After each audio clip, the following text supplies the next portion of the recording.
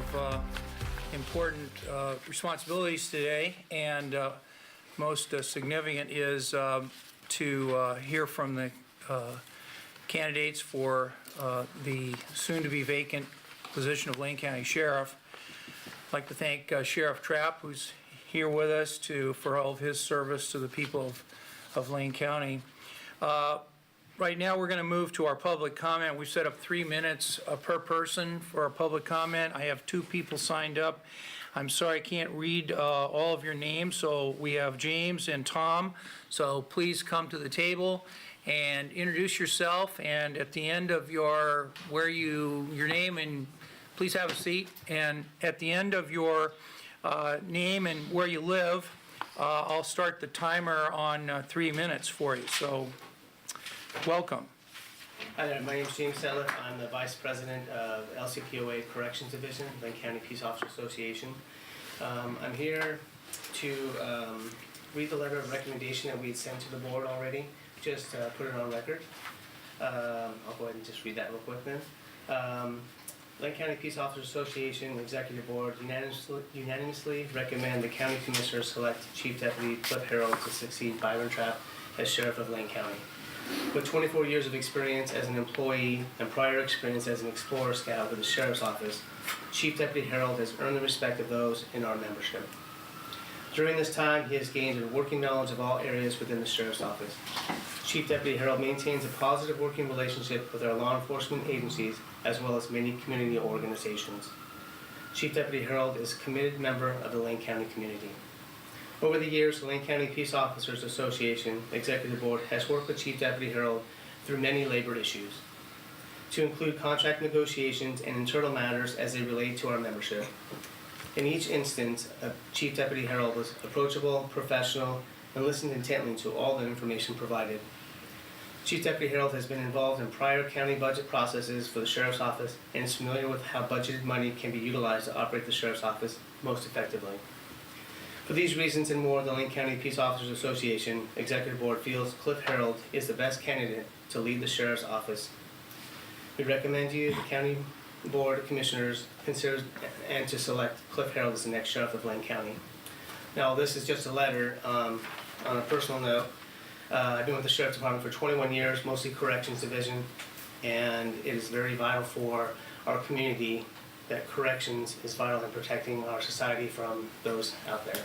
And with the levy passing in order to protect the community, it's very vital that we have Cliff Harold as our leader that we want and need to continue rebuilding our agency and making sure the levy is continuing to be renewed. At the same time, we are still building up our police agency from 2008, where we're still getting there. And Cliff Harold will no doubt work as hard as he has his entire career and keep going forward to protect Lane County. Well, thank you very much. How'd I do? Okay, I got you. Deputy, you did great, fantastic. I would even invite you back again, next time we have a sheriff vacancy or whatever. No, I don't know. I think we should individually assess how you did. yeah, I think we could have like an Olympic swimming thing or something, 4, 5, whatever. So, Instead of the voice, it's like the commissioners, okay, they make comments. yeah, you did great, and thank you very much for your public comment. And on a serious note, thank you so much for the fine work of all the people in LCPOA. We really appreciate your great work. It's simpler. Yeah, there you go. Simple. I'll see you guys in the jail. You guys tour every now and then. All right, yep, maybe today. All right, thank you. And Mr. Brandt, please come forward and please give your name and address, and then I'll start the timer and give you 3 minutes. Welcome. My name is Tom Brandt from Marcola. Well, what I just heard sounds pretty good.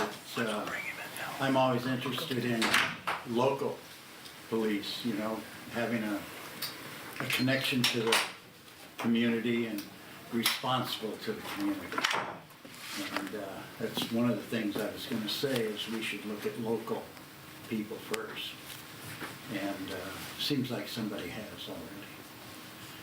So I don't want to take up more of your time. You can get to the interviews. All right, well, thank you, Mr. Brandt, for coming in for your public comment today. So while Ms. Holmes is going out to get our candidate, I thought I'd try to go over for the board what Ms. Holmes had in mind for us to do to structure. She tried to incorporate all the comments and emails that the commissioners had sent her yesterday, both in the public meeting as well as later in the day. So we're going to have Mr. Edward Ethel come in first. We have about an hour set up for him. Ms. Holmes' idea was that we would just go through the questions in the sequence that they're listed, and that just for ease, let's just go in the order of our districts. And then when we get to 6, let's start over again with 1, and then keep moving down. We're going to have Mr. Ethel first, then we're going to have Chief Deputy Cliff Harold second. Then we're going to have a break. We can go into our executive session. Our friends at the Lane Council of Governments have told us that we're going to have to turn off our recording by a little ahead of noon, so 11:55 roughly will be the end of our recording, and then we're hoping to start our executive session at that time. So without further ado, we have Mr. Edward O. Ethel here, and he prefers Ed, as we were introduced this morning. Thank you. And let me just go over what we had in mind. One is we thought you would tell us a little bit about yourself. We would go down the questions that the commissioners have in front of them. And then at the end, we would reserve some time for you to make some closing remarks. We're going to kind of rely on you. I think the clock behind me is a good indicator. We're going to kind of rely on you of how to use the 1 hour. In other words, if you want to answer the question quickly and move on to the next question, that's fine. Whatever, however you'd like to use your roughly 1 hour. Okay, and since I'm starting this, I'll ask Commissioner Bozovich just to ask the first question, and we're going to kind of go in the order of our district numbers. Yeah, and the first question's basically asking you to tell us a little bit about yourself and why we should appoint you to this elected position. All right, great.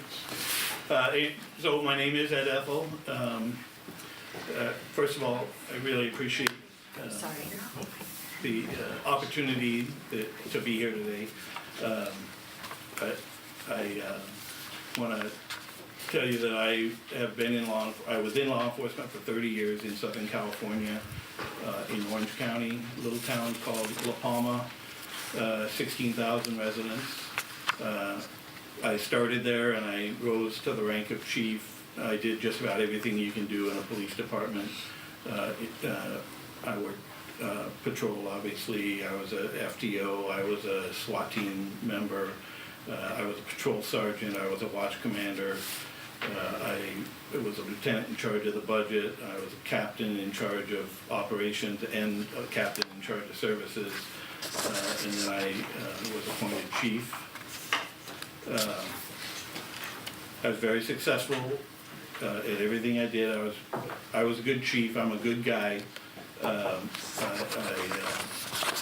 made a lot of good changes in the department. I made people that worked for me were able to reduce crime every year that I was chief, and I was very proud of that. So I ended up maxing out in the retirement system in California after 30 years. I had 2 captains that were working for me. Both of them were ready to be chiefs, so they competed for the job. One of them got it, and I retired, I decided I didn't like traffic anymore. I'd been driving in traffic, hours and hours of traffic to and from work for 30 years. So I decided I was moving out of town. I moved up here to Eugene. I live in the county area, and we bought a horse ranch, 40-acre horse ranch, and I was here for about a year, then I got a job as a football coach, a high school football coach at Harrisburg High School. That's the best job in the world, I'm gonna tell you that right now. We won a state championship, and then I did a year at Pleasant Hill as a football coach after that, and now I'm here with you. Good. Okay. See, I want to ask you all sorts of questions. They're not going to last me based, based on what you said. But I'm going to, so where'd you live when you were working in La Palma? Because I know that area fairly well. I actually started living, I was in Orange County, and then I moved out to Riverside County. Oh, okay, okay. That's where the traffic was, No, coming on the 91 freeway. I'm familiar with the Inland Empire or other names of that. Based on what you know about our community and our sheriff's department, what do you feel is the most pressing issue that we face? And if I may, a couple of sub-questions and then have at it. The first is, how would you go about identifying the department's strengths and weaknesses? And how would you go about making changes? Okay, well, I have identified a couple of issues that are important to me, and it's kind of why I'm here today.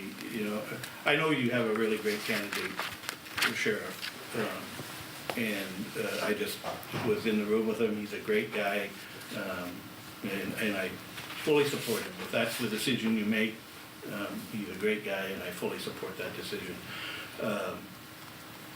But when I heard this position was open, I said, well, you know what, I'll see if I can do it, and maybe I can, you know, put a bug in somebody's ear about some of the things that concern me.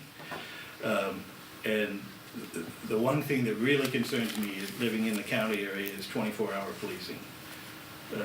And so, you know, I'm going to part-time policing in the county area would be the last thing I would ever consider doing if I were sheriff. I would cut every program before I would cut 24-hour policing in the county area. So that's the first thing I wanted to talk about. The second is, I believe that your deputy sheriffs are underpaid and they're not competitive with the police departments right around us. They're not competitive with Eugene, they're not competitive with Springfield, and because of that, you're gonna lose, you probably are losing deputies to those agencies. But it's also a feeling of the importance that your deputies have. If they're underpaid, if they know they can go across the street and make $10,000 more a year, they're undervalued, and they feel undervalued. So my goal would be, if I were sheriff, to get them at least commensurate with the pay that agencies surrounding them are making.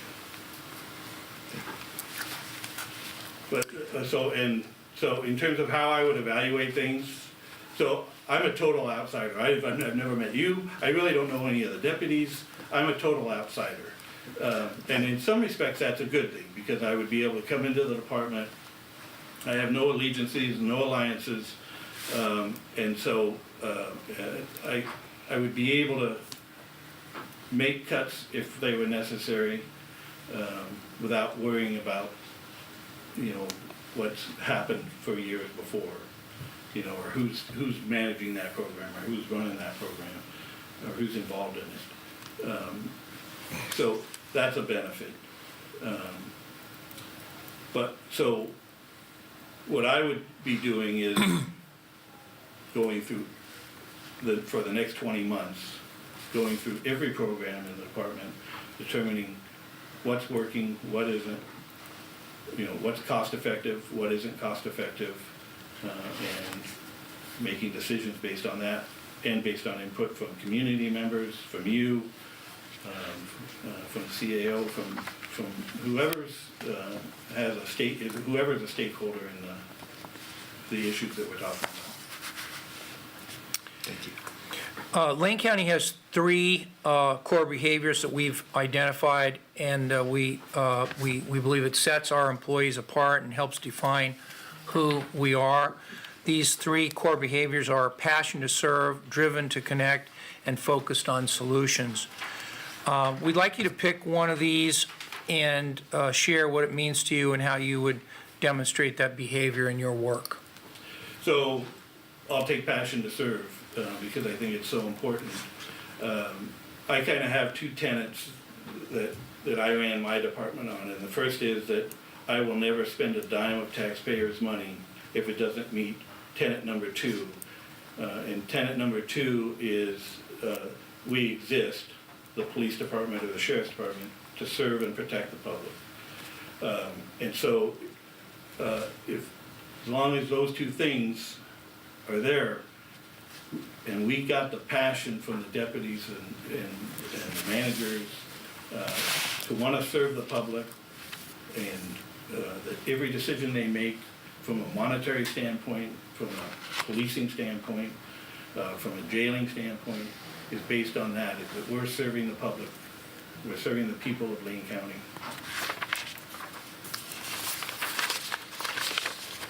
Okay, Pat? Thank you.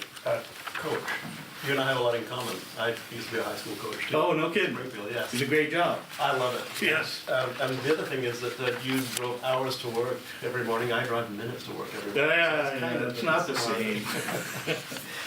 I have a question for you. This is a pretty broad question, but feel free to use all the latitude you need to describe this. Describe the ideal organizational culture where you can thrive and build powerful teams. So I would look at a ideal culture as one that's collaborative, where we're receiving input from all stakeholders, working hard to come up with solutions to problems, determining what the problems are, and then coming up with solutions to them.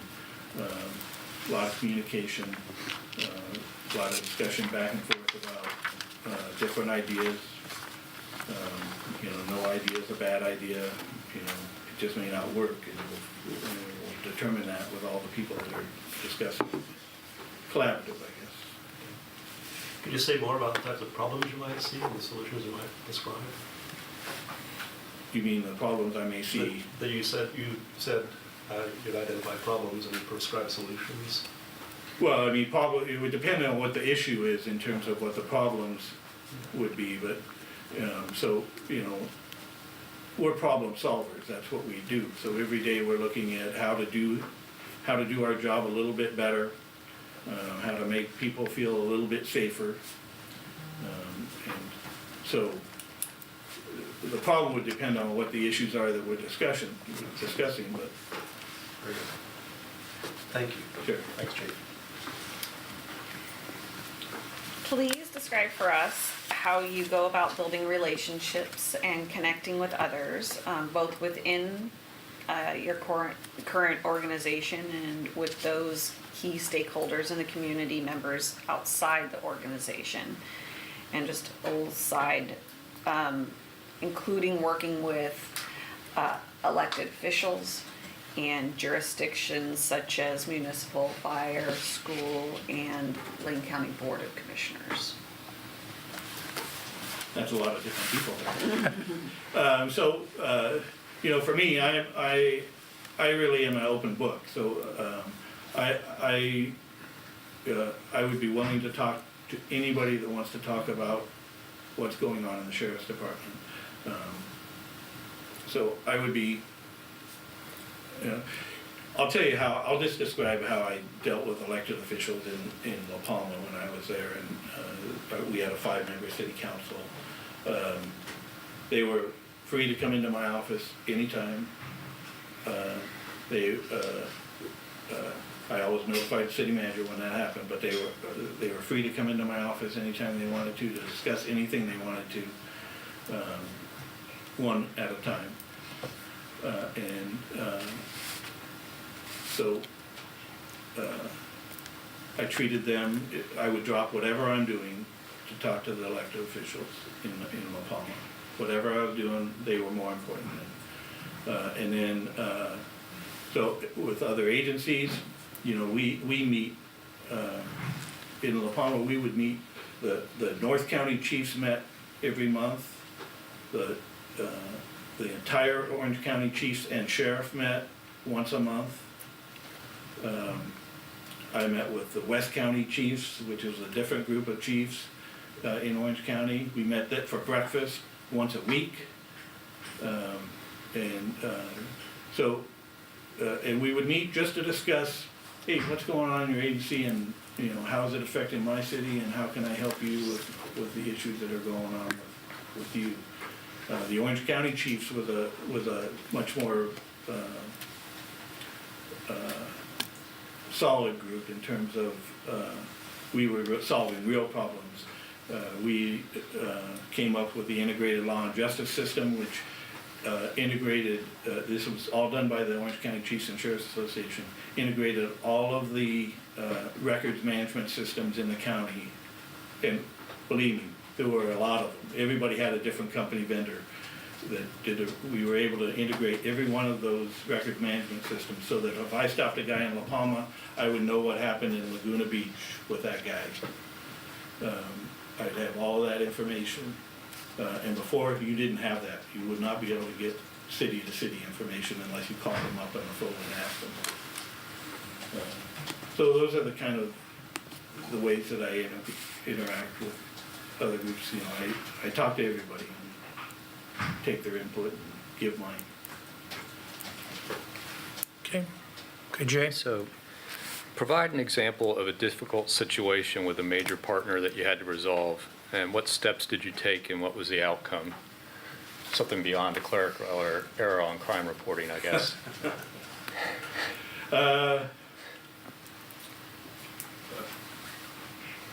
Well, I'll talk about a situation that actually happened when I was a captain. We had an issue in our city park where, dogs loose, just nuisance problems. Graffiti, dogs loose, things like that. And every council meeting, this would come up, and our chief at the time would come back every night after the meeting and go, again, here's the problem, and he's asking me, can I put a cop out in the park? And I said, no, I can't put a cop in the park all day, I can't do that. He said, solve the problem. So this went on for a long time. So what I ended up doing is I convinced him to hire a part-time civilian employee. We called her a park ranger. She was actually a aging out explorer. We paid her $10 an hour. We gave her a bicycle, and we said, all I want you to do is ride through the park in your uniform. She had a police radio. And say hi to everybody you come in contact with, and just be an ambassador for the city and the police department. And if you see somebody with a dog off the leash, stop them and ask them to put the dog on the leash. If they did dog droppings, hand them one of the dropping gloves, and that's it. Go on your way. And if you see something you can't handle, call us on the radio and we'll come out and help you. So, totally solved the problem. We never had another complaint in the park about that. All we had was people coming and telling how much they liked our park ranger. On a much less serious note, Lane County used to house federal inmates. Would you be willing to accept federal inmates, and if so, under what circumstances? Well, I'm not sure. It's something I'd have to look at. I certainly wouldn't do it if we need the beds in Lane County. I wouldn't do it, but if we had open beds, and there was a way to make money, I probably would consider it. It would depend on the type of inmates they're sending us. Probably not undocumented aliens.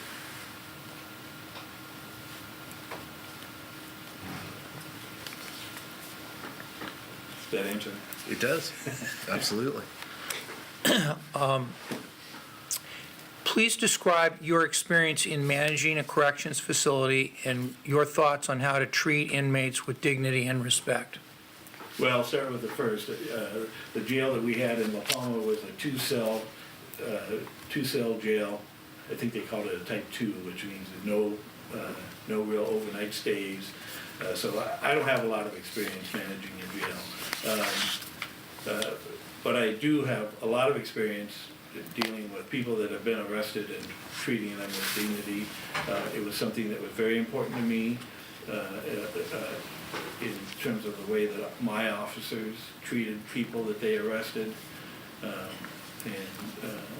It was talked about a lot in our agency to make sure that every day that they knew, we want to get bad guys off the street, and I expect you to get them off the street.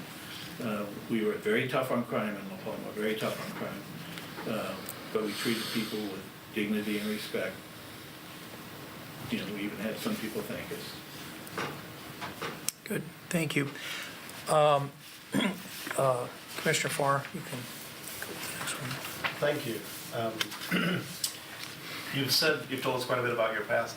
This is a chance for you to give us some closing remarks. Anything that we've not asked you, just what would you like to leave us with? Well, I'll tell you why I'm here, in fact. I first of all, I didn't know that there was an in-house candidate when I applied for this on Monday night at about 4:45, which was 15 minutes before it closed. I didn't know that the sheriff had already endorsed Chief Harold, and I'm sure that carries some weight. So I'm not here to try to take somebody's job that deserves it, I was here because I thought there would be a lot of applicants, and that I would be able to give you the opportunity, because when I heard about this, I said, wow, what a great opportunity for the board. You get to pick the next sheriff. That's pretty great. Usually that's an elected position that you get to pick it. That's great for you.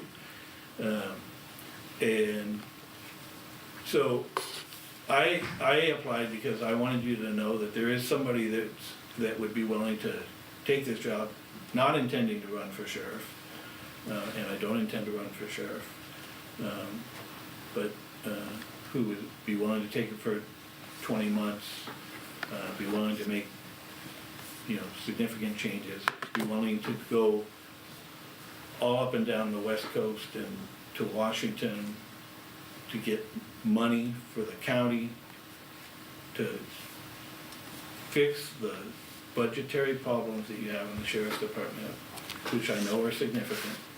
And it has to be fixed. I'm a resident here. I live in the county area. I care about what's happening in the sheriff's department. And so that's why I'm here.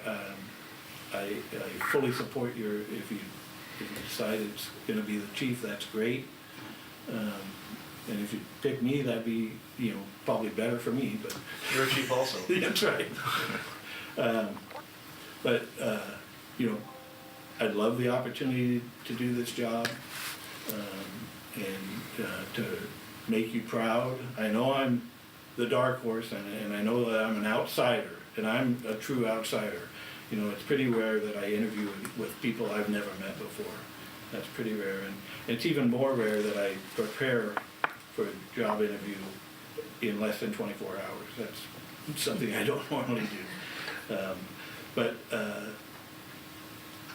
I appreciate the sheriff's department. I appreciate the job that you guys do for the county. I'm here to serve, and if I can help, I'm more than happy to do it. If you go a different direction, that's terrific too. I love living in Lane County, and I love Oregon. So. Thank you. Thank you, Mr. Chair. Thank you, and thank you very much. We really appreciate your time and perspective and the energy you put into this, and we really appreciate you coming in today. And I guess I'll finish by saying, is there anything you would like to know from us? I don't think so. I would like to just say one more thing, is that Alana has been so nice. She is such a great representative of the Lane County government. So, very helpful, and thank you for everything. It's good. She's not a candidate for sheriff, but we'll keep that in mind. Okay. All right. Okay, anything else from commissioners before we invite our next Oh, candidate? I was just curious. I'm sorry. No, go for it. Riverside to Eugene. That's a interesting switch. Well, I'll tell you, I had to get out of traffic. It just, I hated the traffic down there. And I wasn't really looking at Eugene, I was looking at Oregon, I was just looking for horse farms, and Yeah. I found one in Eugene. I loved it, and here I am. Well, regardless of all this, welcome, sir. Thank you very much. It's nice you. to meet you. It took me 19 minutes yesterday, and I was horrified. Yeah. Again, what, are you kidding me? Yeah. That's a heck of a So perspective. hopefully you don't you have got too there. much standing water on that It's level actually ground not there. too bad. It was bad a couple days ago, but no flooding. One of the great reasons I bought this farm is because it has all paved roads. It doesn't have dirt roads, so it's got, so that helps a lot in terms of the weather. How many do you run? Well, we breed Arabian show horses. So I have, right now we have 10, I think, and we're about, any day now, we're gonna have another foal. Yeah, my mom bred Polish, Oh, yeah, yeah, so, yeah. we'll talk later. We used to have a Polish Arabian. Yeah, yeah. Okay, I'm going to ask Ms. Holmes, should we have a recess while you bring in the other candidate, or just stand? Aside. What I would say is maybe if you have any last thoughts you want to jot down Thank you your very notes much. for executive session. Okay. Take a few moments, Sure. I'll escort Ed out. and Okay, thanks so get the much. second candidate. Thank you very much. Chief, it's a pleasure. Nice to meet you. Thank you.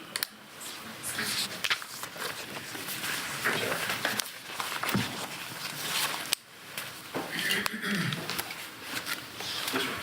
Thank you. Thank you. Bye-bye. Oh, I got one of If you have any other thoughts, just write them down on your, What a cool Page. guy to have in our county now. I like that guy. I was trying to think of the lever. I'd trade him the job for the farm. Uh-oh. I'm just kidding. I shouldn't kid like that. Yeah, no, yeah, great guy. Yeah, absolutely. I bet he's a great coach. How about that? Now, what did you coach? Football. The other football. Oh, really? Yeah, soccer. The Yeah, other yeah, football. the other football. Definitely football. What other football? She's like, oh, I'm sorry. We only had one for each, so here's your second. okay. And thank you, Commissioner Bozovich, for pointing that out earlier. Yeah. I had time to do Well, I thought this. maybe just my packet got No, shorted. man, it was just an oversight. Okay. Good. Okay, So, I will go get all right. the next candidate. Thank you.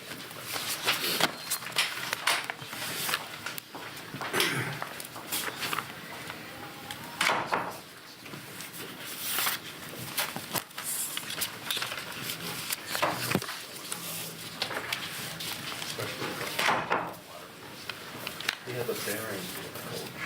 Yeah. That is. I don't imagine the kids give them too much trouble. I was gonna say I'd run lines.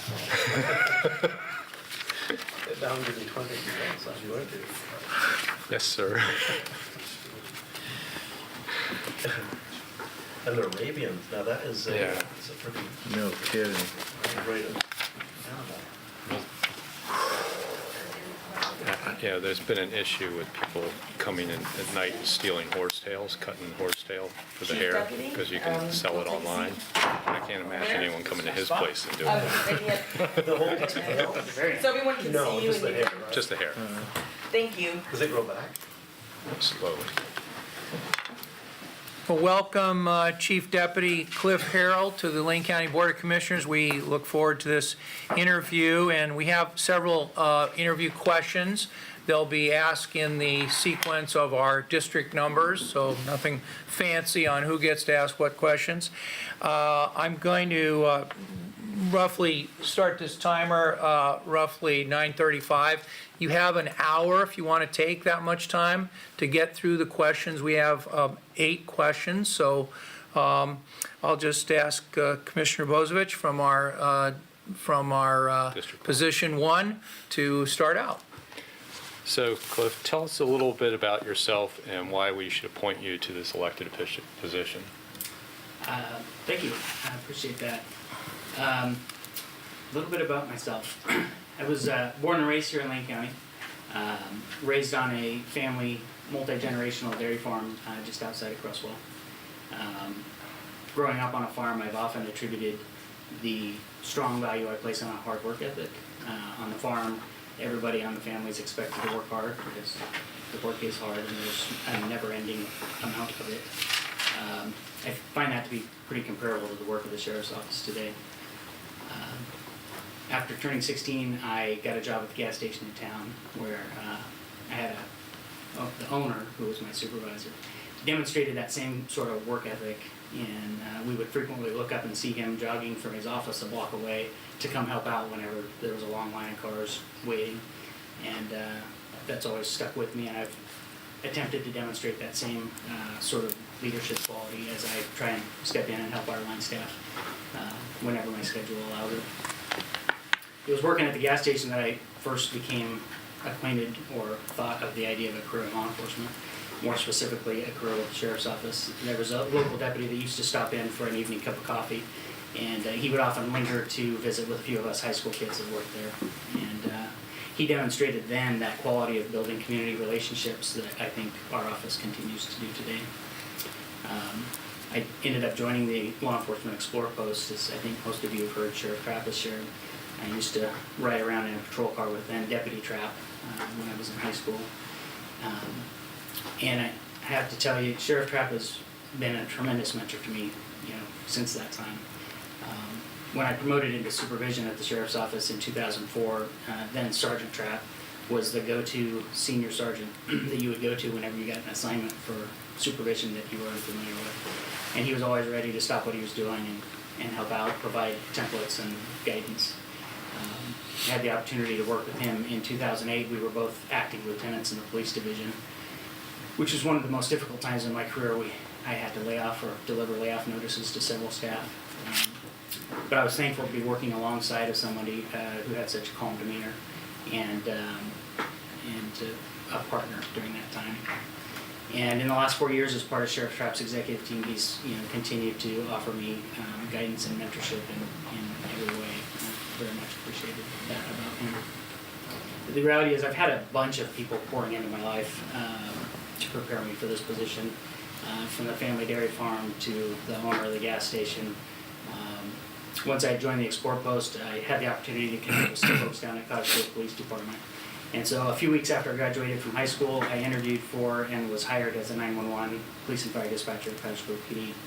So I went to work there and started fall of that year studies for an Associate's of Science degree in criminal justice at Lane. So I added in the staff of the police department and the region public safety experts who also instructed LCC as people who were investing in me and preparing for this day. My work at the police department as a dispatcher, they're a single person outfit, and so they're both the person that answers the phone when 911 rings and also the person that dispatches police or fire to the event. And so that experience really helped me develop an ability to talk to people in crisis, to extract relevant information in those short few minutes, and also to multitask while staying calm under pressure. So that experience, I think, has prepared me for this day. And then certainly my career path through the Sheriff's Office. I've been a part of the office for 28 years, counting the Explorer time. I've been a paid member of the office for 24 years. I've held every rank in this office. I've been a booking and housing deputy. I've been a traffic safety deputy and general patrol deputy. Some of the specialty assignments that I've worked, I've been a SWAT operator. I've been a drug recognition expert for detecting drug-impaired drivers. I've been a field training officer, and I've been a member of our CERT team. The CERT team is the Critical Incident Response Team. We actually recently renamed it to Peer Support Team. As a member of that team, I was given some additional training in the area of critical incident stress management so that I could be better able to be a resource to folks at this agency when they've encountered an event that's of significant impact to their lives. I've put my family through a handful of those events, and so I knew that because of my experiences, I had something to share with others. And that's an area that I'm continuing to be very passionate about investing in our staff today. In fact, for the last 3 years, my wife Becky and I have gone to every new employee training orientation when we have new deputy hires. Before a member of the peer support team comes in to talk about what the resource available to our staff consists of, Becky and I introduce the topic, and we share with them some of our experiences, and basically just encourage them that not only we want them to enjoy working here as much as we have, but we want them to reach the retirement end of their career, one, still loving the job, but two, with their relationships intact, and to have communication skills with their loved ones about the stresses involved in the job. After we talk to the new employees, we invite them to invite their spouses or significant others back to an evening open house. And again, Becky and I visit with those folks and share with them our experiences and some of the tools that we've learned through the years to mitigate some of the impacts of a career in law enforcement. So, very passionate about investing in our staff. I would just say that I care tremendously about this organization, and I've had the ability, in 2015, I started working alongside Dan Buchwald, then the jail captain, now retired, in our corrections facility. And so I have that executive experience in a corrections facility, which, I'll be honest with you, I worked in the jail for the age of 21, 22. I wasn't paying a lot of attention to the complexity of the whole operation. I was focused on my 8-hour shift in the jail. But going over there, and then of course most of my growing up in the organization has been on the police side, but going over to the corrections facility in 2015 and working alongside Dan and our current corrections leadership team really opened my eyes to the complexity of that operation, and housing nearly 400 people daily and taking care of their extensive medical and mental health needs is a big deal, and it's not a simple operation. Because of that assignment, I then started connecting with Oregon jail managers across the state through the Oregon State Sheriff's Office, or Oregon State Sheriff's Association Jail Managers Association. So I started asking them questions and sharing information with jail managers from across the state. I had the opportunity to plug into the Public Safety Coordinating Council and become acquainted with people like Paul Solomon and Nick Krapser from our reentry service partners at sponsors, and learning from them about the reentry portion. And as the commissioners know, the Public Safety Coordinating Council recently took over the update of the 10-year public safety plan, and I was a contributor at the table as we prepared that update. And that plan really is all about the interconnectedness of all of the functions of public safety in Lane County, and how important it is that our limited resources are evenly distributed so no one part of the system overwhelms the other. So I guess I would just say that all of those experiences put together, I really feel like have providentially put me on a path that has prepared me for this opportunity. Are you sure you're done that question? First, I want to thank you for, you exhibited the attributes you're discussing and with your offer for me and my son, who's a law enforcement officer, and so it's interesting to see that you walk the talk. My question for you is, you know our community, you know our sheriff's department. What's the most pressing issue we face? And then I have a couple of follow-ups to that. Sure.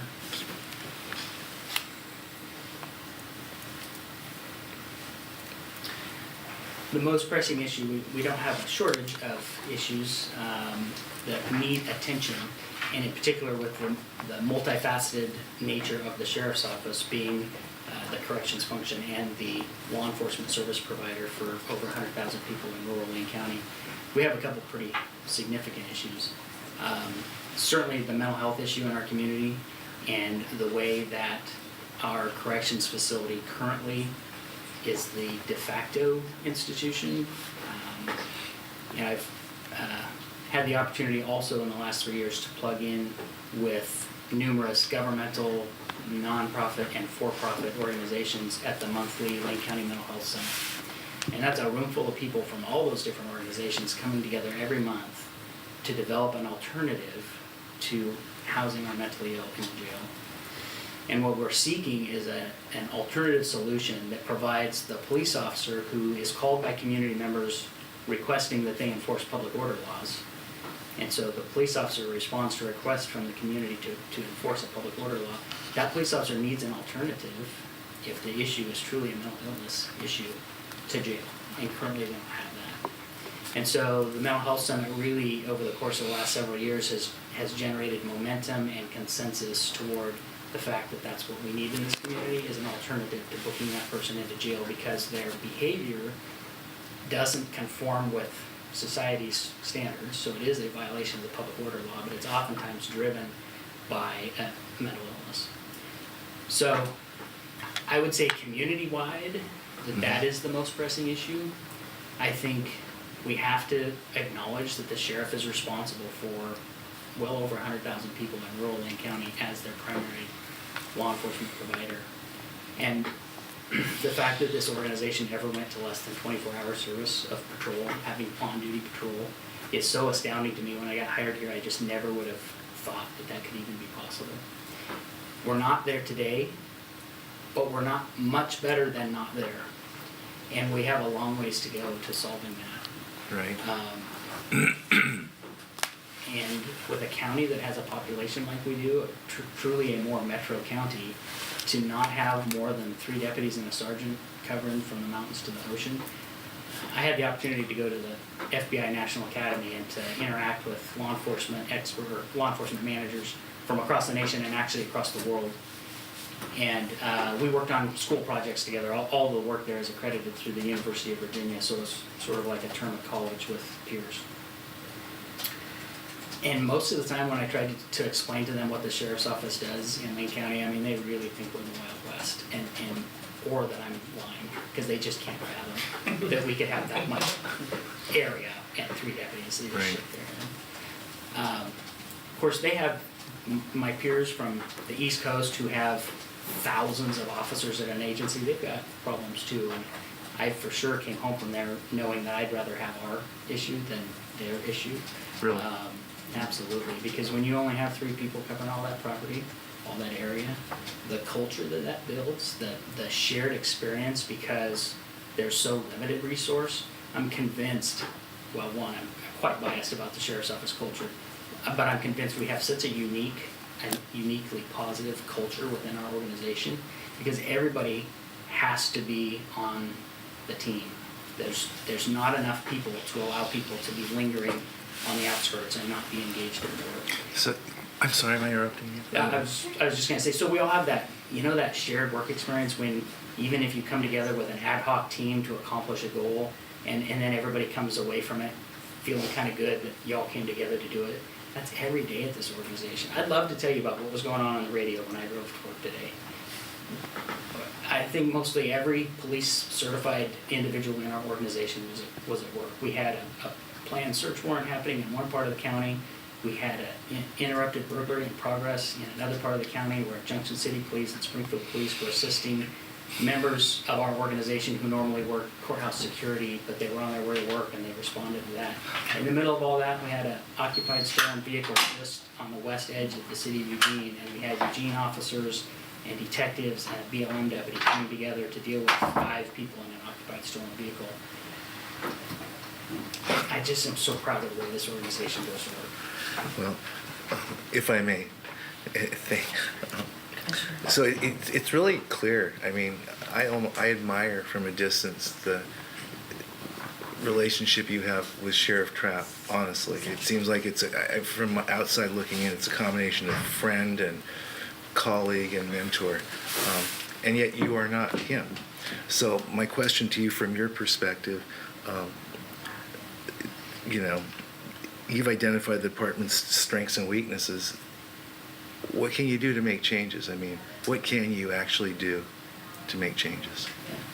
Well, I'm interested in partnering with you all and anybody else who wants to partner to find those solutions. I have an in-depth knowledge of them, and I have an in-depth knowledge of the folks in the public safety system in Lane County. As I already mentioned, I've been very involved with the Mental Health Summit, and I feel like that group of people coming together bringing in additional resources, bringing in folks from the state. There's been relationship building with the state hospital that I've not ever seen before, and now they're attending the monthly mental health summit. So continuing to engage in that process and lending whatever the sheriff's office has to lend towards that end, I'm all in, and I want to see us moving in that direction. Again, not losing sight of the fact that the police officer on the street has to have an alternative. We can't just say, stop bringing those people to jail. Right. Because we do have the rule of law in our community, and we do have expectations. Our community members have expectations. So it's the building of a system that's an alternative to the jail that provides stabilizing treatment and then an appropriate level of follow-up and housing afterwards. So that's one area. And then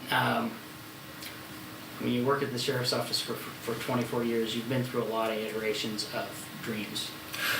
A lot of attempts at trying to get resources so that we can be better staffed. And I've lived those, and I've dreamed about what it would be like if the income tax would have happened and we would have been able to have property crimes detectives and detectives that work on violent crimes. Being able to reinstate our resident deputy program, which is so successful at building community relationships. So I've dreamed a lot of those dreams, and unfortunately, more often than not, have been on the dashed side of the dreams. But we've had some real success with the jail levy, not only its original passage, but then the overwhelming renewal. And so I think that that's given us a bit of a blueprint on how to move forward and be successful. Some of you are aware of the efforts to amend the Metro Plan, which would possibly allow more of a Deschutes County style public safety districting system, where the entire county is a district that pays towards the county-wide efforts of the sheriff's office, the jail, and civil service, etc. And then a separate district that would exclude the incorporated areas that would be a district that provides for sheriff's office patrol. That's, I think, the gold standard model in the state of Oregon. I think every sheriff wishes that they had that model in their county. There's been some efforts to work towards that, and I'd love to participate in that. I've also seen other models. For an example, Washington County Sheriff's Office. In Washington County, they have what's called an enhanced service district, which is a district in the county that's carved out that pays, that district has voted to tax themselves an increased amount to have increased sheriff's deputies' presence. And so I'd be interested in looking at that model. And, you know, we already do something like that in Veneta and Crestwell as the contract provider for their police services. Mm-hmm. Crestwell deputies are assigned to work Crestwell, and it says Crestwell on their patrol car. And I think if we could demonstrate to a rural community that we could provide them that same type of service and put the name of their community on the side of a car and say these deputies are dedicated to this district that you've agreed to form and agreed to tax yourself for. I like to think that if we could do that once and demonstrate that it's successful, that we could replicate that in other areas of the county. So those are a couple ideas that I'd love to vet out and pursue. Thank you. Well, Lane County has identified 3 core values and behaviors that set our employees apart and define who we are. These 3 core behaviors are passion to serve, driven to connect, and focused on solutions. We'd like you to pick one of these and share what it means to you and how you would demonstrate this behavior in your work. I was prepared to talk about all 3 of them, so making me pick one. You know, I think I'll focus on driven to connect. I had the privilege of attending the Oregon State Sheriff's Association, by the way, is an incredible association. I've very much enjoyed being connected to it. In the early years of my being a sergeant, so I would guess somewhere in 06 to 08, I had the opportunity to attend what's called the Oregon State Sheriff's Association Command College. So they bring in high-level leaders and sheriffs from across the state, and they put on a week-long school for managers and sheriff's offices to talk about some of the unique factors of operating a sheriff's office. One of the things that they told us at that over and over again, and I've heard it continue to be used at the state sheriff's office, or the Sheriff's Association, is that relationships are primary and everything else is secondary. And I have really found that to be true in my experience. And it absolutely plays out every day here at Lane County. since the time of being involved on the sheriff's management team, so that was while Tom Turner was still sheriff, I became a lieutenant and began to work alongside of other county department directors and managers. And then certainly in the last 4 years, as part of the executive team of the sheriff's office, I've had lots of opportunity. A couple of opportunities of particular note jump out in my mind where I've been able to work shoulder to shoulder with all of the county departments and managers within, and really all of us, again, having that shared experience of working together towards a common goal. And building those relationships and the communication between the departments in the county has been really great for me. I've really enjoyed it. You know, at each level of moving up in the organization, certainly you get a broader perspective that you never had before. And so being able to interact with other county department managers, whereas probably in my early years, especially because in Lane County, departments are often competing for resources. And so in your early years, you can feel pretty competitive about those resources and what those resources would mean to your department or our office. Getting to build those relationships with other county department directors and understand their role in the county and what they're looking at really makes a tremendous amount of difference. Certainly, yeah, it makes a tremendous amount of difference. The other thing I'll say about Driven to Connect is I've often believed that a wise man seeks many counselors. And so if you have those connections, people that you can reach out to, brainstorm with, even if you've kind of already decided that you think you know where you're going, but you make a couple phone calls to say, here's the issue I'm tackling, here's the way I think I'm headed, do you have any counsel for me? I think anybody that tries to do it on their own would be a fit.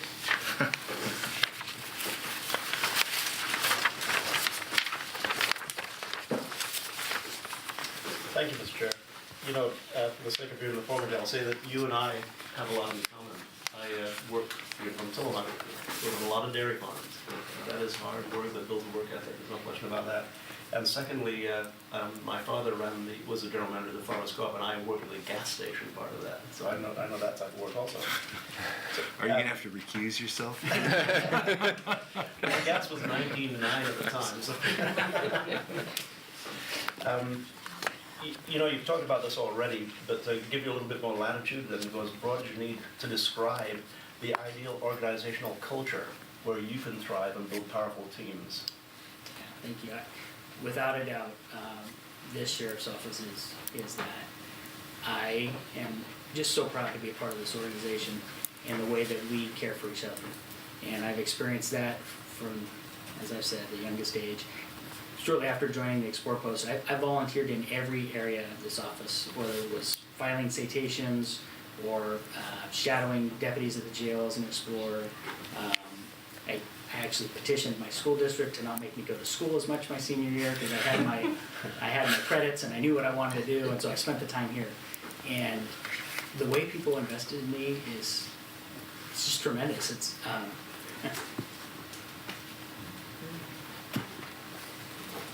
sorry, didn't expect that.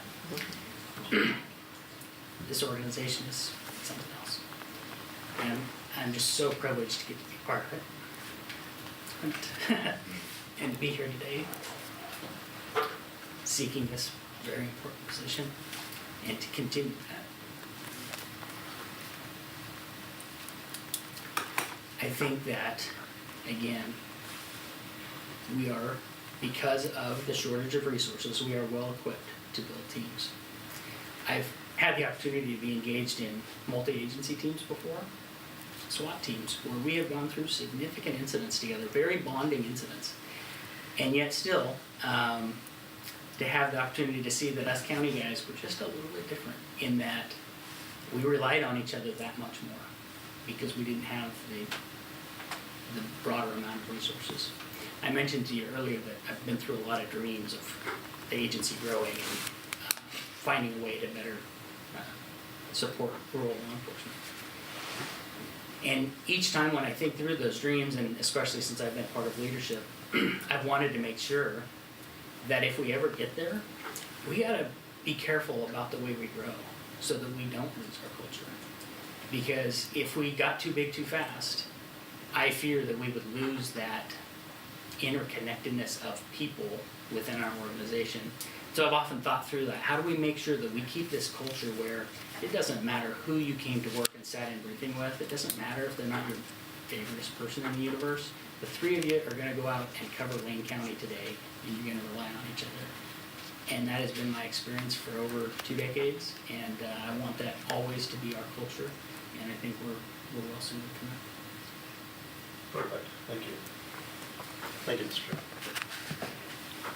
Please describe for us how you would go about building relationships and connecting with others, both within your current organization and those key stakeholders in the community and members outside your organization, such as working with other elected officials, other jurisdictions, municipal, fire, school, and the Lane County Board of Commissioners. Sure, thank you. So, you know, we've talked a little bit about connecting and building relationships, and so I think I've already demonstrated an ability to do that. Because of my position currently in the Sheriff's Office, I mentioned earlier that each promotion you get a broader perspective, and certainly my initial promotion to sergeant, I was a sergeant for 10 years. It's a small team leadership, and it's really inwardly focused. You take a group of deputies and lead them. I will say, though, that one of my sergeant assignments was the one that I took over from then Sergeant Trapp, was our municipal contract partners. And so I learned to not only connect with the city administrators of both of those cities, but also to provide monthly reports to the city councils, to interact with them, to explain to them how we provide public safety services to their cities, and also to hear from them what their desires and expectations were. And so that relationship building came early on. That was in 06, 07-ish. And again, I'll talk about the fact that we have a shortage of people in this organization, so we rely on relationships. I had the privilege of being the sergeant in charge of our detectives for a couple of years. We only have 4 detectives, and they're very much carrying a caseload that is incomparable really to anybody locally. Only able to invest their time on serious violent felonies, child crime, and homicides. When we have a homicide, in my first year as a detective sergeant, we had 12 homicides, which is quite a few for the Lane County jurisdiction, double what a normal average might be. We rely extensively on relationships. We build relationships with the Oregon State Police and their investigators. We build relationships with our city partners. We build relationships. I spent a week down in Southern California, and eventually we were successful in identifying the suspect in homicide that occurred in the early year, or January of 2012. And so reaching out to partner agencies in Southern California that we never connected with, and convincing them that they want to drop whatever they're working on and help us solve a homicide in Lane County. So a lot of opportunity to do that. Sure, a little bit too, though. Not all of my life is at the Sheriff's Office. Sometimes it feels like that. But I've also had the opportunity to be a part of boards. My kids went to Eugene Christian School from kindergarten through 8th grade, small private school. I went there for the first part of my elementary education. And I ended up being on the school board after my kids were in the school. I was called and they asked me to help serve. And then they asked me to be the president of the school board, which I'll be honest with you, given what the school was going through at the time, my brain screamed, no, this is going to be way too much work. But my heart said, no, I think you're supposed to do it. During that time, we sold our campus that we owned outright and had no payment on in southern Eugene. We purchased a new campus off of Chad Drive near Costco. It was the old IP Koki printing building. We remodeled it, turned it into a school. What we had discovered is that nearly 75% of our families were in northern Eugene, northern part of Eugene, and so the commute was causing a difficulty at the time.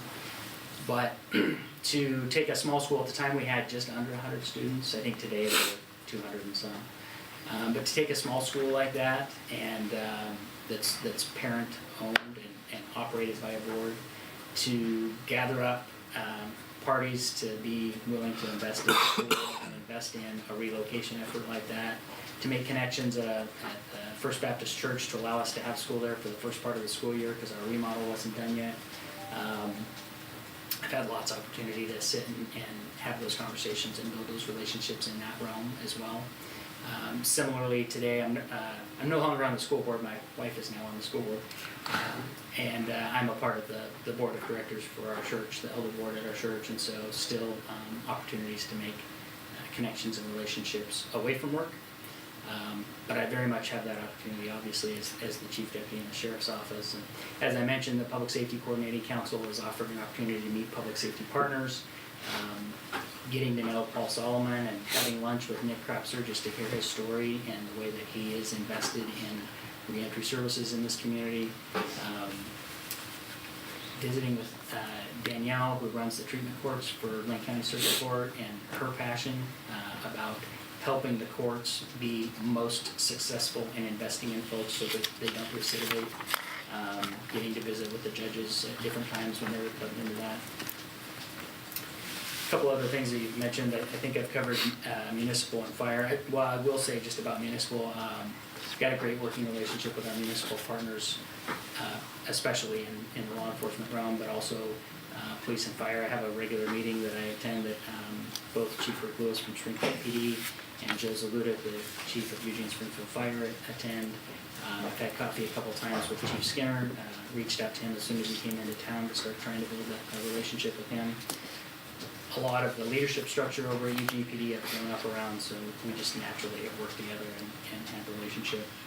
We mentioned the fire departments, and so I'll share with you, I've built a relationship in particular with the South Lane Fire Chief, John Wooten. I've had opportunity more with him to build that relationship over time, but also I attended fire defense boards. They have a monthly meeting where the fire chiefs get together, and less so since becoming a chief deputy, although I have been to several since then. But from the time I was a police lieutenant and on, I was plugging into those fire defense boards to make sure that we were hearing what our rural fire departments were dealing with, and oftentimes what they're dealing with is waiting for a sheriff's deputy to get there to make a scene safe so that they can go in and do what they want to do. And so within the last 6 months, I've had coffee with the McKinsey fire chief, and so those relationships I believe are quite strong, and they have my cell phone number, and we text with each other and we communicate with them. And with the Board of Commissioners, I hope that each of you feel like I've made an effort at different times to reach out to you. I've had opportunity to spend obviously the most amount of time with the board members that have been here the longest, but Commissioner Burney and I had an opportunity before he actually took office. We spent some time so that I could familiarize him with the Sheriff's Office, and we've had just a little bit of time to talk about that as well. And so I certainly hope that we would continue to have those conversations. And again, I think that this has come across. I'm so proud of our organization. I want to talk about it nonstop, and I would love to talk to any of you about what our folks do every day, what our needs are, and how can we move the organization forward. Thank you. Thank you. So, provide an example of a difficult situation with a major partner that you had to resolve. What steps did you take, and what was the outcome?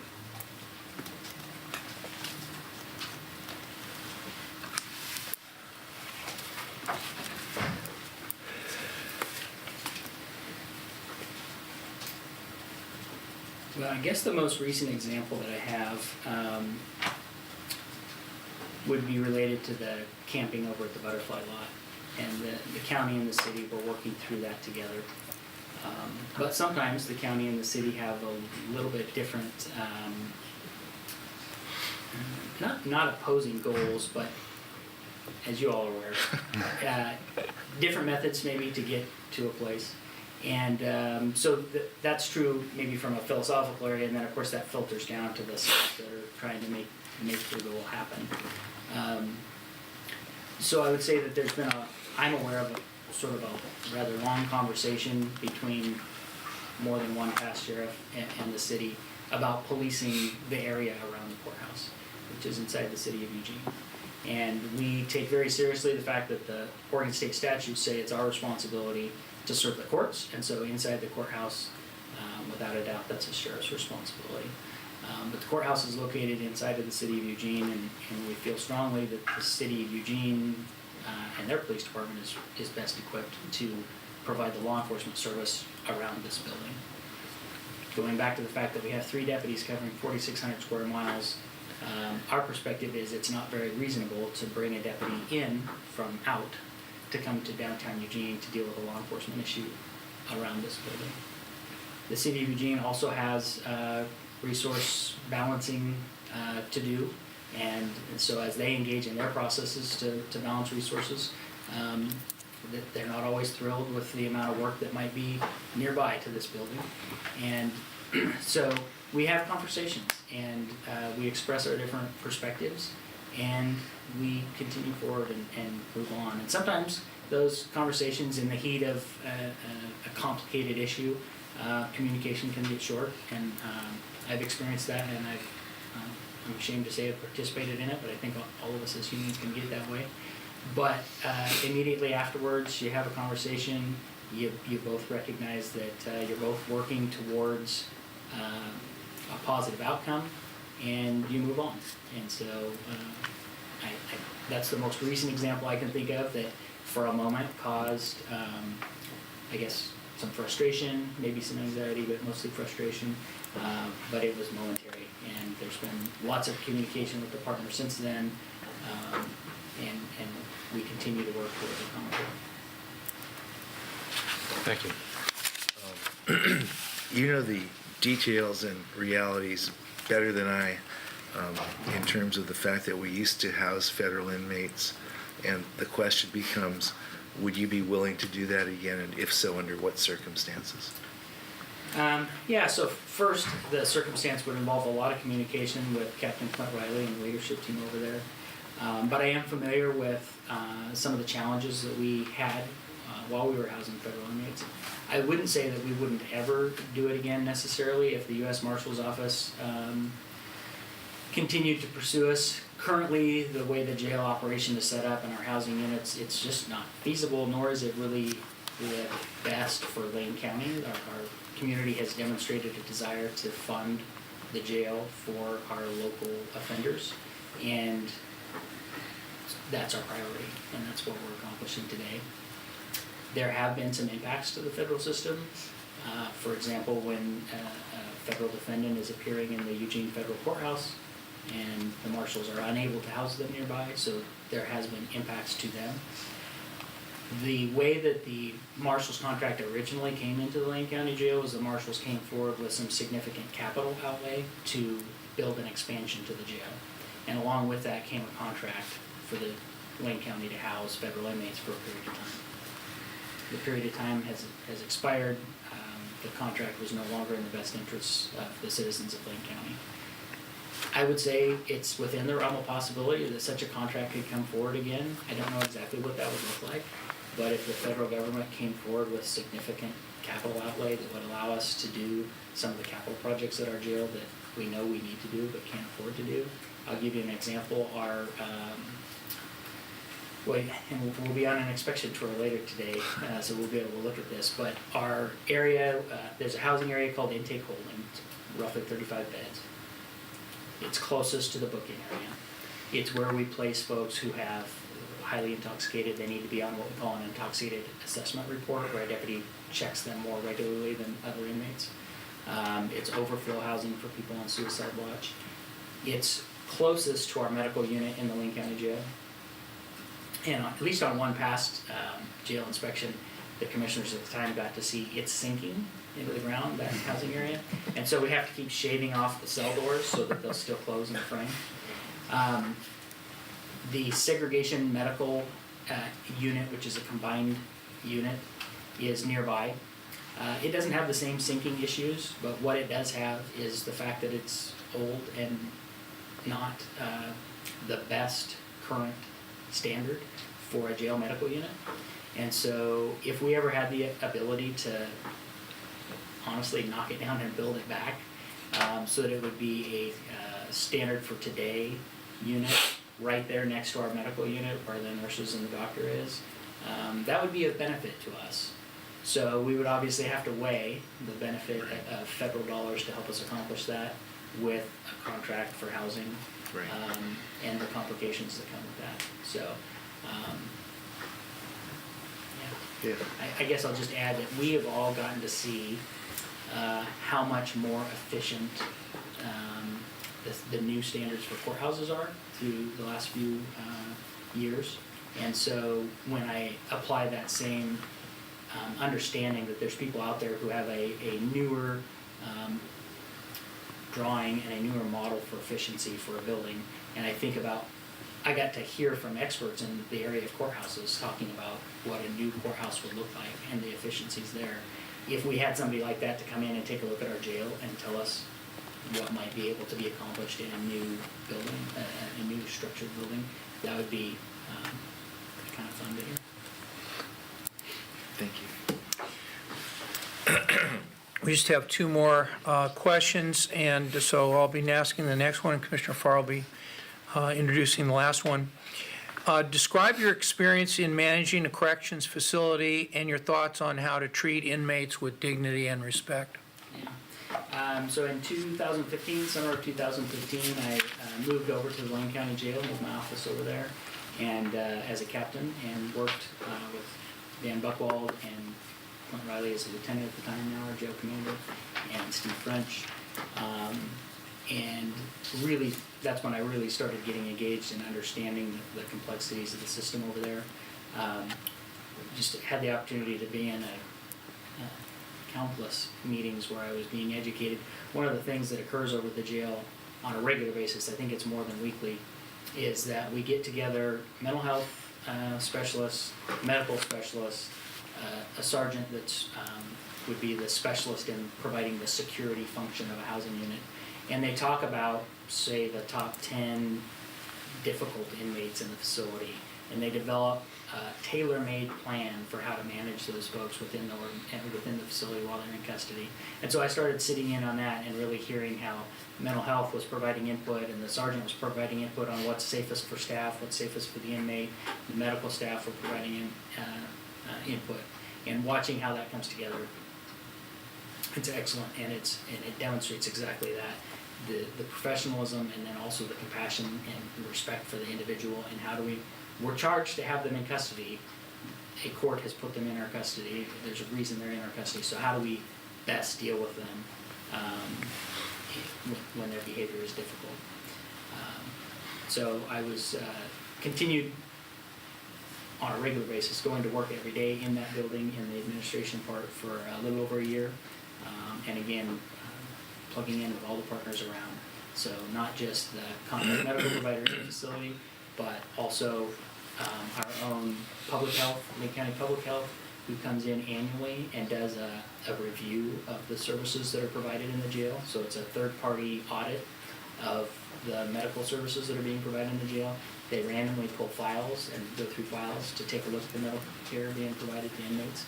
Similarly, they do the same with mental health files. They will randomly pull files and take a look at the mental health treatments. That happens once a year. Our medical provider does quality assurance meetings where we ask all partners to come.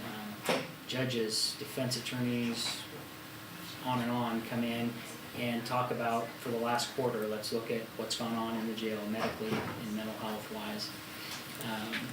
So all of those things are building towards making sure that we're doing our absolute best. I have to tell you, in my current position, I have the opportunity from time to time to watch video of events that occur inside of our jail. So impressed with our staff in there. I know this is a fun thing, but to see the fact that we have staff, and you know, we've hired a bunch of staff. We've hired 157 deputies since the jail levy first passed. We have a lot of new staff.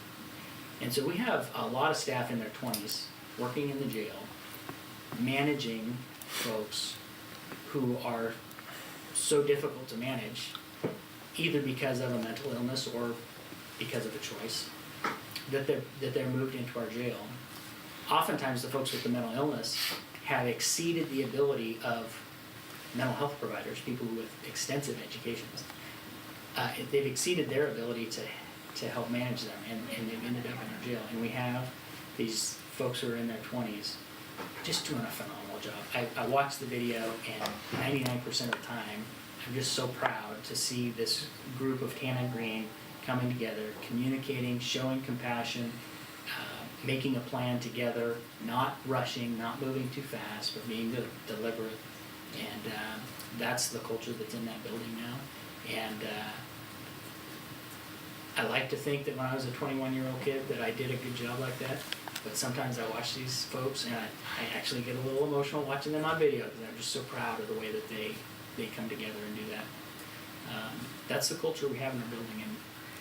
And I'll give you another example. We've engaged with Disability Rights Oregon, which is a group that is designed to make sure that corrections facilities, they have authority through the state and actually through the federal government.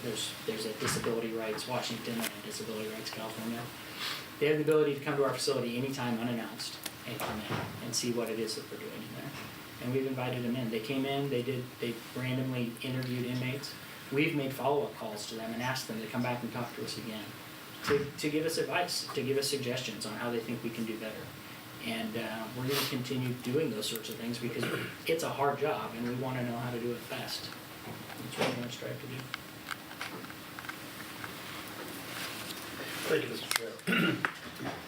Chief Harold, the last time I asked you a question, I made you cry. I'm gonna try to avoid that. Thank you. However, that may happen. This is a chance where you have to sum up what we've talked about already, add a little bit more, a chance to leave us with one last impression. Can you just give us some closing remarks? Sure. Actually prepared some opening remarks, and then I was surprised with a question instead, and so I winged it. But in closing, I just want to share with you that today, you're not seeking someone to run a police department. You're seeking the next person to lead the sheriff's office. It's an organization made up of 300 people, and nearly 2/3 of them are employed in the role that serves the corrections function of the office of sheriff rather than the police function. I think I've demonstrated I care very much about this organization. I know the work of these 300 people, regardless of which of the many functions of office of sheriff they serve. And I'm convinced that this path that I've been on, that I shared with you today, has prepared me for just this opportunity. It's just been an incredible honor to even be considered for the office of sheriff. It would be a fantastic privilege to be the leader of this organization and the people that make it the organization that it is.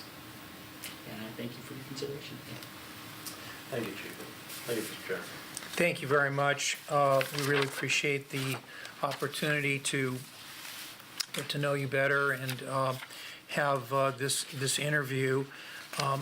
We are ready to, any further comments from commissioners before we let Chief Deputy Harold go back to his other activities? Thank you very much, sir. What we had in mind now, board, is that we would take a short break, and then we'd convene our executive session. And I'm just looking at the clock here, 10:23. I'll take suggestions, but I'm kind of thinking about a 10-minute break. What do you folks think of that? Okay. More than enough. So let's take a 10-minute recess and reconvene here. I think. This in before.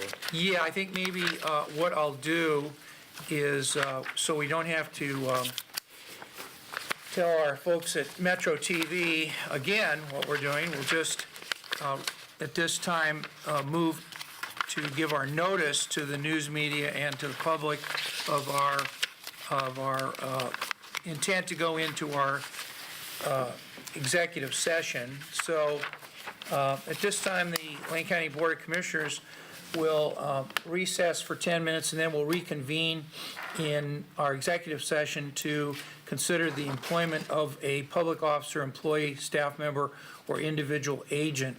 This executive session is held pursuant to ORS 192.6602A, which allows the Board of Commissioners to meet in executive session for the purposes listed. Representatives of the news media and designated staff shall be allowed to attend the executive session. All other members of the audience are asked to leave the room.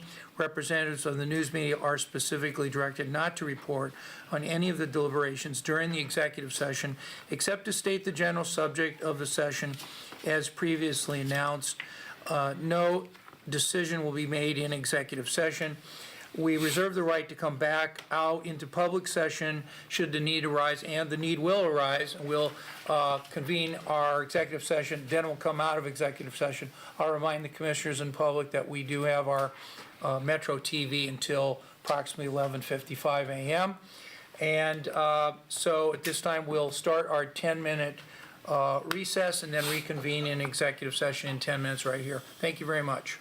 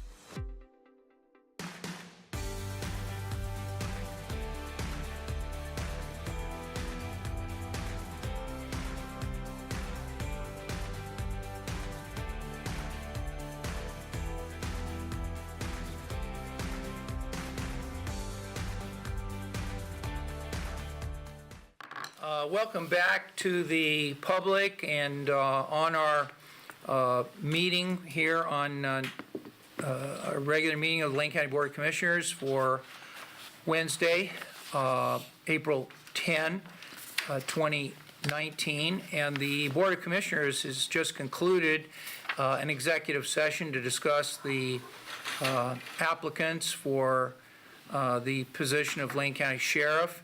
And we did not come to a decision in our executive session, but we did have a vibrant discussion. We're now ready to turn to the board for further discussion and/or motions. And I'll recognize any commissioner that wishes to be recognized. Commissioner Farr. Mr. Chair, I would like to move Order 190410-01 in the matter of appointing Cliff Harold as Lane County Sheriff. And I'll read the order. Whereas Sheriff Byron Trapp served his official notice of retirement from the office of Sheriff and County Employment by resigning effective 12 noon on April 16, 2019. And whereas the Lane County Board of Commissioners openly solicited applicants for the position of Lane County Sheriff. And whereas the Lane County Board of Commissioners interviewed the 2 applicants for the position of Lane County Sheriff that met all of the legal minimum qualifications for the position. And whereas after due deliberation and discussion, the Lane County Board of Commissioners determined that Cliff Harold is the most appropriate person to fulfill the remainder of Sheriff Byron Trapp's term. Now, therefore, the Board of County Commissioners of Lane County orders as follows: that Cliff Harold be appointed as Lane County Sheriff effective 12 noon on April 16, 2019, to perform the duties of the office until the vacancy created by the resignation of Sheriff Byron Trapp is filled by election. Second. Okay, it's been moved by Commissioner Farr, seconded by Commissioner Buck, to appoint Cliff Harold as Lane County Sheriff. Further discussion? So I'd just like to first thank our other applicant for providing the board a choice in this matter. Was a well-qualified applicant with 30 years of law enforcement experience, but that experience did not include any significant corrections experience. And as the chief deputy outlined in his interview, 2/3 of the staff of the sheriff's office is involved in corrections. It's a major portion of the sheriff's office function. And I just want to say that Cliff was not just the better of 2 candidates. He is really the best candidate for the job. In his interview, he clearly described major issues with the department, a great understanding and empathy and a fellowship for his fellow deputies and the culture they've developed. And I really want to call out his work on the peer support. One of the things I've had to do recently in Salem is go up and testify on bills related to PTSD and law enforcement first responders.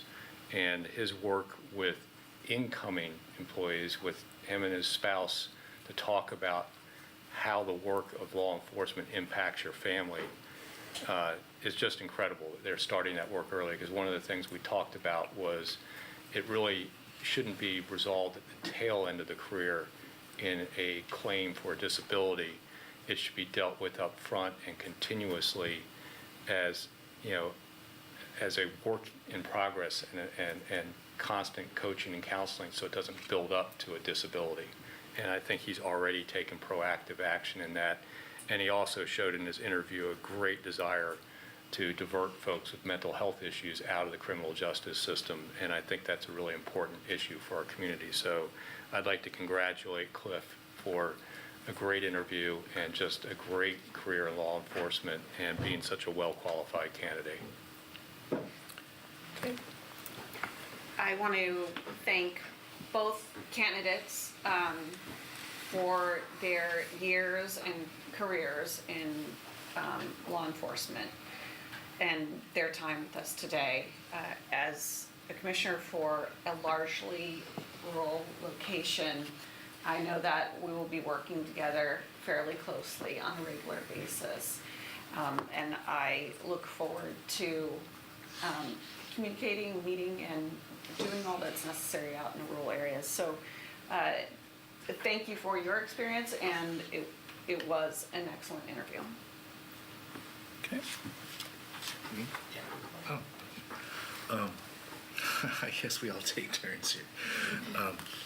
I want you to know that a vibrant discussion about dairy farming was tantamount to this decision. I received in this process letters, emails that objected actually, which I agree with, on a generally speaking, with a process that sometimes occurs where someone that's elected will leave prematurely and then enable a successor to occur. The interview by both applicants was stellar, but Mr. Harold has a quality and a passion and a breadth of experience and a heart that I've rarely seen in my life, much less attached to this awesome and heavy responsibility. So for me, I just want to congratulate you, but I'm really not, because it's more like I'm inspired and appreciative of you as a person. And I think this is a very heavy gravity decision for us, because what we are doing really is we're making an appointment on behalf of all of the people of Lane County, which is really theirs to make and will be theirs to make. But I think we could not be in better hands. Thanks. Just calling Commissioner Farr after I asked a question about the board order, which was that I wrote in Cliff Harold on my draft board order, and Ms. Jones just handed me a piece of paper saying that we're going to appoint Clifton G. Harold as Lane County Sheriff. Which do you prefer, Chief Deputy Harold? Well, I'm just asking, because believe me, I've been Pete Sorensen, I've been Peter Sorensen. My lawyer name is C. Peter Sorensen, so I'm just going to ask, because it's up to you. Sure, I'd love for it to say Clifton G. Harold, as Okay. long as you all don't start calling me Clifton, just that I'm in trouble. That's right. You got it. I think your You mom's got it. calling you. So I'll take that as a friendly amendment to our motion to appoint one Clifton G. Harold. Okay. I'll accept the amendment, yes. Commissioner Farr. And thank you. During the interview, Chief Harold talked about the past of the Sheriff's Department, talked about the present of the Sheriff's Department, but significantly talked about the future of the Sheriff's Department.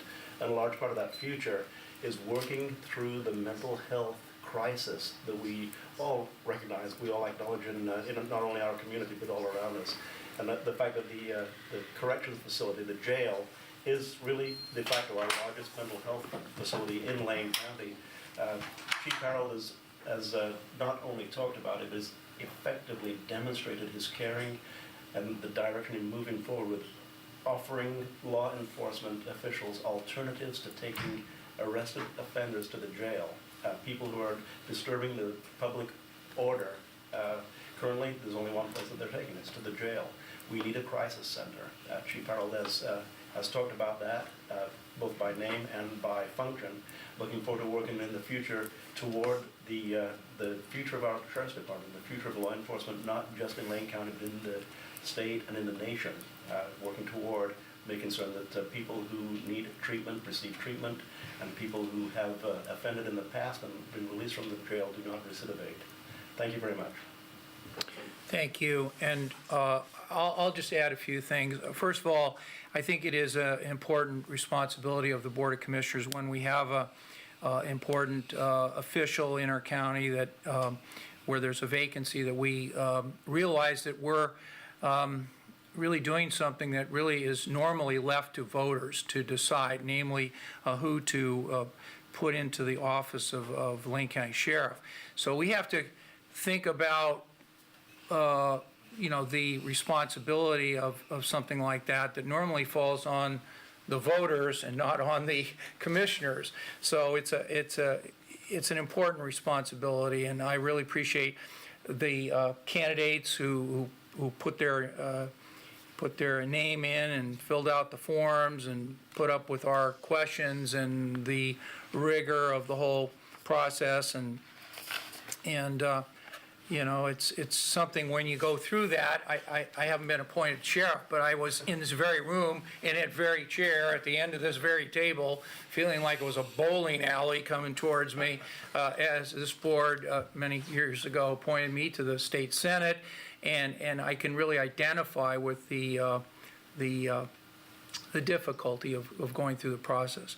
But we did have two good candidates, and I feel that the discussion of you know, your background, Chief Deputy Harold, really came to the top, no doubt about it, that your experience going from the Explorer post up to the number 2 position in the agency is remarkable. Your career and the caring for your fellow officers and employees really came through. We really appreciate that, and that's a big part of it. On a practical level, Commissioner Bozovich is absolutely correct that this job, as we, you know, learn about it in either as citizens or taxpayers or readers of a newspaper, we often think of this job as being a law enforcement position, which it is, and requirements are that you have to be a